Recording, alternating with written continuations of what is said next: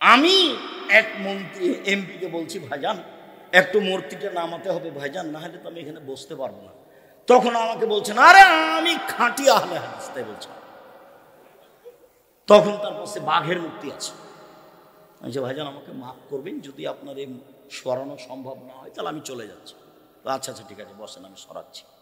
সরিয়ে দিল, তখন আমি বসলাম। একজন মাওলানা নোয়াখালীতে এক বাড়িতে বসে আছে ঘরে।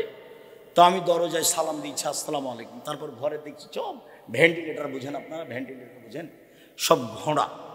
তো বলছি ইন্না লিল্লাহ, ভাইজান আমি এখানে যে বসবো না, যদি সম্ভব না হয় তাহলে আমি ফিরে যাব। কি করতে হবে বলেন? বলে সব ভেন্টিলেটার ভেঙে দিতে। বলে ঠিক আছে তাই করছি। আপনি আমার বাসা থেকে ফিরে যাবেন মানে? সব ভেন্টিলেটার ভেঙে ফেলে দিলাম, সব ভেঙে ফেলে দিয়েছি। তারপরে ঢুকেছি। একজন হুজুর আগে থেকে বসে আছে।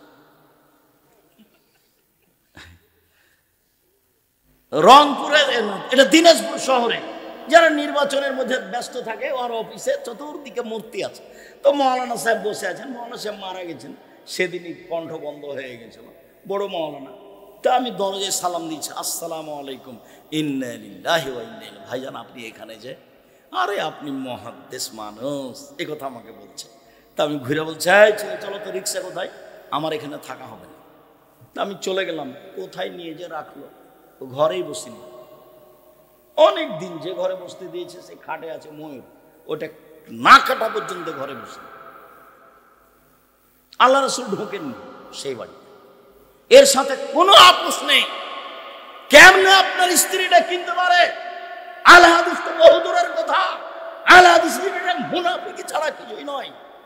পুতুলের সাথে আপনার আপোষ কি করে হলো? আপনি কি ইমানদারি দেখাতে চাচ্ছেন? কি হিসাব আপনার? কয় টাকার মালিক আপনি? কি বিবেচনা করেন? বাড়িতে ঢুকে যত ছবি, মূর্তি, পুতুল, কাঁকড়া আছে সবকে ভেঙে চৌচির করে ঘুমাতে হবে।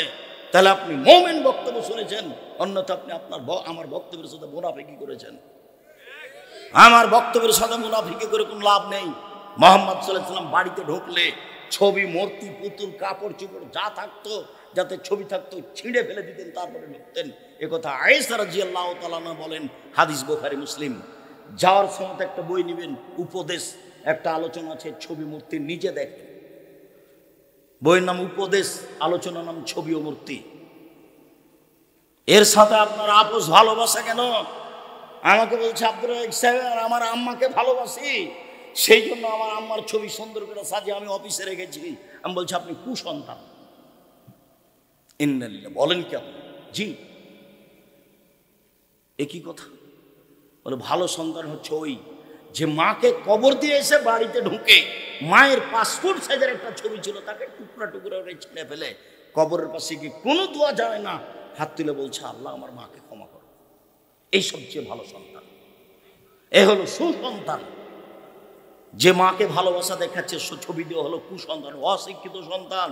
ওকে যদি আমি বর্বর, অসভ্য, অশিক্ষিত প্রমাণ করতে না পারি, জাতির সামনে বক্তব্য দিব না। 30 বছর থেকে বলে এসে আজকে নতুন নয়। সম্মানিত দিনী ভাই বোন, আপনার স্ত্রী আপনার বাচ্চাটার জামার হাতখানটা ডান হাত ঢোকাবে না বাম হাত ঢোকাবে এ কথা জানা নাই। শিষ্টাচার কাকে বলে? আপনার স্ত্রী আপনার বাচ্চার কোন পায়ের জুতাটা আগে পরাবে এইটা তার জানা নাই। শিষ্টাচার কাকে বলে?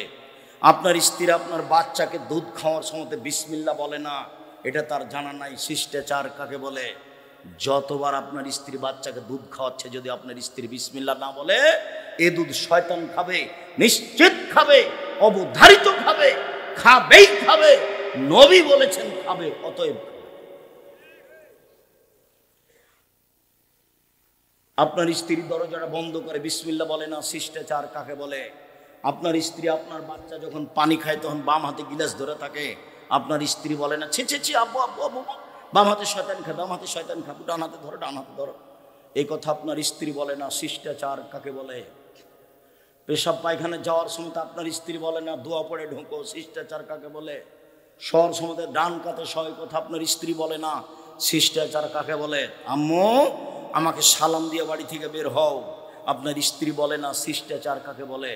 আম্মু বাড়িতে ঢোকার সময় সালাম দিয়ে ঢুকতে হবে, আপনার স্ত্রী বলে না। শিষ্টাচার কাকে বলে? শিষ্টাচার কি জিনিস, শিষ্টাচার না আমি জানি না আমার স্ত্রী জানে, দুইজন মিলে থাকি আর খায় আর পেশাব পায়খানা করে দিন কাটাই পশু প্রাণীর মতো। বুঝেও বুঝে না ওরা, অন্তর আছে বুঝে না, দেখেও দেখে না ওরা, চক্ষু আছে দেখে না, শোনেও শোনে না ওরা, কান আছে শোনে না। উলায়েকা কালানাম, তারা পশু প্রাণীর মতো, তারা গরু ছাগলের মতো, তারা কুকুর শৃগালের মতো, বালু মাজাল বরং তার চেয়ে খারাপ। আল্লাহ বলছে আমার আপনার জীবিকা নির্বাহ পশু প্রাণী কুকুর শৃগালের চেয়ে খারাপ। এটা তো পাবনা, রংপুর হলে বলতাম বৃহত্তর রংপুর, বৃহত্তর দিনাজপুর, বলতাম এই ছেলে তোমার আব্বাকে যদি আমি কুকুর শৃগালের চেয়ে খারাপ প্রমাণ করতে না পারি বক্তব্য দেব না। কিভাবে আব্দুর রাজ্জাক সাহেব? তোমার দাদা মরা 10 বছর হলো, তোমার দাদা 15 শতক জমি রেখে গেছে, তোমার বাপ নিবে 10 শতক, তোমার ফুফু নিবে 5 শতক, তোমার ফুফু নিবে বিকালে আর তোমার বাপ নিবে সকালে, এটা প্রমাণ করো দেখি। বলে না একসাথে নিবে। তো 10 বছর হলো তোমার দাদা মরা, এখন পর্যন্ত তোমার বাপ তোমার ফুফুকে জমি দেয়নি, বলো তোমার বাপ কুকুর শৃগালের চেয়ে খারাপ না ভালো? তো বলছে ঠিক বলেছে। এখন কি করতে হবে? তুমি তো বলছো ঠিক বলেছে, এখন কি করতে হবে? এখন তোমার আব্বাকে গিয়ে বলবো আব্বা ভাগ্য নিয়ে এসেছি, আব্বা ভাগ্য ছেড়ে আসেনি, ভাগ্যে যদি জমিদারি থাকে জমিদারি করে খাবো, ভাগ্যে যদি ভিক্ষা চাওয়া থাকে ভিক্ষা করে খাবো, ফুফুর জমি খেয়ে বাঁচতে রাজি নয়। সকাল হতে হতে ফুফুকে ডেকে আপোষ করে জমি বুঝিয়ে দেন। পাবনাতে এই হিসাব নেই, বাপ মরার সাথে সাথে জমি ভাগ করে দেয়, থাকলে খুবই কম। চাঁপাইনবাবগঞ্জে থাকলে আর যৌতুক, তো যৌতুকের টাকা দিয়ে চাউল কিনে ভাত খেয়ে বাদাত কবুল হবে না, যৌতুকের টাকা দিয়ে চাউল কিনে ভাত খেয়ে বাদাত কবুল হবে না, ভিক্ষা করা টাকা দিয়ে চাউল কিনে ভাত খেয়ে বাদাত কবুল হবে। ভিক্ষা করতে হবে না। ভিক্ষা করবো কেন? কলা বিক্রি করে খাবো, দিন মজুরি করে খাবো। আপনারা ভিক্ষার কথা বলেন কেন? আমি ভিক্ষার কথা বলিনি। তোমার বাপ তোমার শ্বশুরের কাছে যৌতুক নিয়েছে, তোমার বাপের স্বভাব খারাপ, 24 ঘন্টার মধ্যে তোমার বাপকে টাকা ফেরত দিতে হবে। সাইকেল মোটরসাইকেল টাকা পয়সা খাট খাটলা যা নিয়েছ নেহায়াত হারাম, আগামীকাল সন্ধ্যা হতে হতে ফেরত দিতে হবে। পরের জিনিস নিয়ে মাতাব্বরি করো না, কাজ করে খাও। দিন গেলে বিকালবেলায় শ্বশুরকে একটা লুঙ্গি কিনে দিও, আব্বা অনেক কষ্ট করে মেয়ে মানুষ করে আমার হাতে দিয়েছেন, আপনার জন্য আমি একটা উপহার লুঙ্গি নিয়ে এসেছি, গরিব মানুষ, তোমার জন্য একটা মনে বল থাকবে। মানুষের টাকা নিয়ে দিন কাটাও কেন? সেটা তো হারাম। বলছিলাম সম্মানিত দিনী ভাই বোন, সদাচরণ আবু হুরায়রা রাদিয়াল্লাহু তাআলা আনহু বলেন রাসূল সাল্লাল্লাহু আলাইহি সাল্লাম বলেছেন আল মুমিন লিল মুমিন কাল বুনিয়ান ইয়াসুদ্দু বাযুহু বাযান সুম্মা সাব্বাকা বাইনা আসহাবি, বুখারী মুসলিম। আল্লাহ রাসূল বলছেন একজন মুমিন আর একজন মুমিনের সাথে এইরকম, একজন মুসলমান আর একজন মুসলমানের সাথে এইরকম, সুম্মা সাব্বাকা বাইনা আসহাবিহি, প্রাচীরের মতো, এইরকম প্রাচীরের মতো। তারপর প্রাচীর দেখাচ্ছেন, ডান হাতকে বাম হাতের আঙ্গুলের মধ্যে ঢোকালেন, দেখেন দেখেন মহিলার দেখতে পাই কি না, আঙ্গুল যেমন একটা আর একটার মধ্যে ঢুকে গেল। সারা পৃথিবীর মুমিন মুসলমান এরকম একসাথে এইভাবে থাকবে, দেখেন একজন আর একজনকে মানতেই পারে না। আর ফেসবুক তো আমি চালাতে পারি না, আমি তোর মোবাইল রিং হলে খালি অন করতে পারি, আপনার নামটা আমি সেভ করতে পারি না, খালি আমি শুনি যে এগুলো মানুষে বলছে। মোমেন এইভাবে, এগোথা আল্লাহ রসুল উদাহরণ দিয়ে দেখাচ্ছে। আর একটা দেখেন, আল্লাহ রসুল বলছেন আল মুমিন লিল মুমিন কারাজুলিন ওয়াহিদ, সারা পৃথিবীর মুমিন মুসলমান একজন। ইনিস্তাকা আইনহু ইস্তাকা কুল্লুহু, যদি চোখে ব্যথা হয় সম্পূর্ণ শরীরের লোকটা ব্যথা বুঝে। একজন যদি বিপদে পড়ে প্রতিবেশী সব মুমিন বিপদ বুঝবে। ভাইজান কি করা লাগবে? রাত 12টায় বাড়িতে চিল্লাচিল্লি, তাড়াতাড়ি প্রতিবেশী হিসাবে উঠে, ভাইজান কি করতে হবে? অ্যাম্বুলেন্স আনতে হবে। কি হয়েছে? ডাক্তার ডাকতে যাব। এর নাম হলো প্রতিবেশী, এর নাম হলো ভাই ভাই।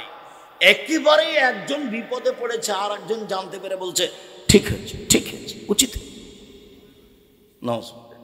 আমি গরু জবাই করতে দেখেছি নিজ চোখে, তো আবার প্রতিষ্ঠানের ব্যাপার, আমি আর আগাচ্ছি না, এ পর্যন্ত থাকলাম। আমি নিজে হাতে গরু জবাই করতে দেখেছি। ইমান কবে বিক্রি হয়ে গেছে কি বুঝাতে চাচ্ছেন আমাকে তাহাজ্জুদ পড়ে। কিছু না বুঝলেও কোরআন হাদিস মোটামুটি ভালো বুঝে আলহামদুলিল্লাহ আপনাকে আমি সঠিক পথ দেখাতে পারবো। কোরআন হাদিসের ব্যাপারে এটা আমার দৃঢ়তা কাজ করে ইনশাআল্লাহ। অতএব আপনি আমার দিনী ভাই, আপনি আমার দিনী বোন, আপনাকে আমি অনুরোধ জানাচ্ছি, মুখ খারাপ করে কাউকে কিছু বলে নিয়ে দিন কাটাবেন না, আচরণ খারাপ করে কাউকে কিছু বলে নিয়ে দিন কাটাবেন না, ক্ষমতা দেখিয়ে আরেকজনের সাথে কথা বন্ধ করে দিন কাটাবেন না, দল সংগঠন করে মানুষের ভিতরে হিংসা বিদ্বেষ তৈরি করে আরেকজনকে খাটো করে অপমান করে দিন কাটাবেন না, কিছুই হবে না। দিন শেষে দেখবেন যে আপনি মারা গেছেন, সব থেকে গেছে। সব আমল এভাবেই থেকে গেল, দিন ছেড়ে চলে যেতে হলো পৃথিবী। কত লোক আমাদের চোখের সামনে চলে গেল, আপনি বিবেচনা করলে দেখবেন কত খালা ফুফু মা বোন আত্মীয় স্বজন সব চলে গেল চোখের সামনে। সবাই নিজ নিজ আচরণ রেখে চলে গেছে। এই জন্য সবাই যেন ভালো বলে কিভাবে করতে হবে, কিভাবে চলতে হবে। ছাড় না দিলে পরস্পর ভালোবাসা টিকবে না। আমার কিসের কম আছে, আমি ওর চেয়ে কি কম? বাড়িঘর নেই আমার, জমি জায়গা নেই আমার, তার পিছে পড়তে হবে, তার হাত ধরতে হবে, তার সাথে কথা বলতে হবে, কিসের ঠেকা বেঁধেছে? এইগুলো হলো গর্ব, এগুলো হলো অহংকার। আপনি মাটির মানুষ, বাস যেই সামনে আসবে তার কাছে ক্ষমা নেবেন, নিজে যে ক্ষমা নেবেন। মান তো উপরওয়ালা দিবে, মান কে দিবে? উপরওয়ালা দিবে। আপনাকে আবার আমি বলে কথা কষ্ট দিতে চাইনি, জামিয়া সালাফে প্রত্যেক দিন বিকালে আমি অনুমান করেছি 50,000 থেকে লাখ টাকা বিল লাগে প্রতিদিন। লেবার মিস্ত্রি, টিন মিস্ত্রি, কাঠ মিস্ত্রি, সিমেন্ট মিস্ত্রি, কত যে মিস্ত্রি আছে, প্রায় সব জমি কিনা, প্রায় সব কিনা। আর বেতন লাগে 32 লক্ষ টাকা মাসে, 32 লক্ষ। যে রূপগঞ্জে যে জমি মসজিদটা তৈরি হচ্ছে, 2 একর জমির ওপরে, 6 বিঘা জমির ওপরে, যার একতলাতে 10,000 মানুষ সালাত আদায় করতে পারবে। সব জমিগুলো কিনা, 3 লক্ষ টাকা শতক আছে, 200 শতক, পুরো প্রায় 100 বিঘা জমি। তা আমি তো নিঃস্ব মানুষ, আমি তো কোনো ব্যবসা করি না। আমি হচ্ছি রাজশাহী চাঁপাইনবাবগঞ্জের কচুর পাতার পানি, টলমল টলমল এই পড়লো এই পড়লো এই পড়লো। আমি ব্যক্তিগত কিছু না। জামিয়া সালাফে কোনো বিত্তশালী দিয়ে চলে না, জামিয়া সালাফে বৈদেশিক কোনো পয়সা দিয়ে চলে না, জামিয়া সালাফে কোনো সংস্থা দিয়ে চলে না, জামিয়া সালাফের সরকারি অনুদানে চলে না, জামিয়া সালাফের রসিদ বহি বাহিরে ব্যবহার হয় না। কোনো শিক্ষক রসিদ নিয়ে আদায় করতে যাইতে পারবে না, নিষেধ আছে। রসিদ ধরা পড়লে তার জরিমানা হবে। বাস বেতন 25 তারিখ থেকে 1 তারিখের মধ্যে বেতন পাবে, নিয়ে যাবে, সংসার করে খাবে, এসে ক্লাস নেবে। এটা হলো জামিয়া সালাফে। আলহামদুলিল্লাহ চলছে। যার নিচে তেমন কিছু নেই, নিঃস্বের ওপরে, আল্লাহর উপরে ভরসা করেন, নত হয়ে চলতে শিখেন, আল্লাহ আপনার দয়া করবেন, যখন তখন সব সহজ হয়ে যাবে। অল্প পয়সাতে সুন্দর মতো জীবিকা নির্বাহ করতে পারবেন। আর ব্যবসা করলে বড় থেকে বড় ব্যবসা করার চেষ্টা করবেন, কোটি টাকার মালিক হব। অসহায় মানুষের পাশে দাঁড়ানোর জন্য, সরকারকে উঠানোর জন্য, নামানোর জন্য নয়। অসহায় মানুষের পাশে দাঁড়িয়েই জান্নাত কিনবো, এই জন্যই টাকা ইনকাম করছে, দিন রাত চিন্তা ভাবনা করছে। অসহায় মানুষের পাশে দাঁড়িয়ে জান্নাত কিনতে চাই, এই জন্য বড় বড় ব্যবসা করি, অন্য কোনো লক্ষ্য উদ্দেশ্যে নেই। এইটা আপনার থাকলে পথ সহজ হবে, আল্লাহ সন্তুষ্ট হবেন। সম্মানিত দিনী ভাই বোন, চলেন পারিবারিক সদাচরণ। রাসূল সাল্লাল্লাহু আলাইহি সাল্লাম বলেন, মান আলা সালাসা বানাতিন, কেউ যদি কাছাকাছি চলে এসেছে, বিরক্ত হবেন না, আজকের মতো শেষ করতে যাচ্ছে। কেউ যদি 3টে ছেলে মেয়ে লালন পালন করে, 3টা মেয়ে, তো দেখেন তো মেয়ে কিভাবে লালন পালন করতে হয়। কষ্ট নিয়েন না, আপনাকে আমি ভালোবাসি। 1 আল্লামাহুন্না, মেয়েকে বিদ্যা শিখিয়ে দিল। 2 আদাবাহুন্না, মেয়েকে শিষ্টাচার শিখিয়ে দিল। বলেন তো ভাইজান, শিষ্টাচার কি জিনিস? আপনি মাথায় টুপি দিয়ে আছেন, আপনার মেয়েটা স্কিন পায়জামা পরে আছে, এটা কি শিষ্টাচার? আপনার মেয়েটা মাথার চুল ছোট করে আপনার সাথে আছে, আপনি হাজি মানুষ, এটা কি শিষ্টাচার? আল্লাহ নবী বলছেন মেয়েকে শিষ্টাচার শিখিয়ে দিল। 3 আহসানা আলাইহিন্না ইলাইহিন্না, তার সাথে ভালো আচরণ করলো। কোন সময় মেয়ের সাথে খাস্টা মেষ্টা আচরণ করবেন না, সাবধান। মেয়েকে বারবার আদর করবেন, আম্মু বলবেন, বারবার আদর করবেন। খারাপ দেখছেন তারপরে আপনি ধৈর্যের পরিচয় দিয়ে ভালো করার চেষ্টা করবেন। দিন রাত খবর নিচ্ছেন। ঢাকা বিশ্ববিদ্যালয়ে মেয়ে পড়ে, আম্মু কেমন আছো, আম্মু কেমন আছো, আম্মু টাকা পয়সার প্রয়োজন হলে বলবে, বলছেন